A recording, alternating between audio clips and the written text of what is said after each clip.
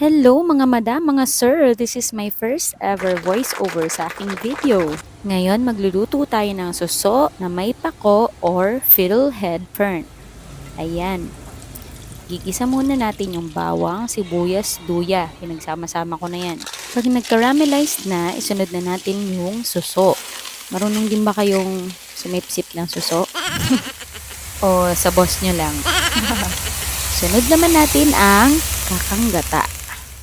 Ayan. Pakuluin ng mga 5 minutes. Lagyan natin ng konting asin. Depende sa panimpla nyo. At isunod na natin ang pako or fiddlehead fern. Haluin lang natin. Sunod na natin ang siling haba. Pwede na nating iserve ang ating suso with pako.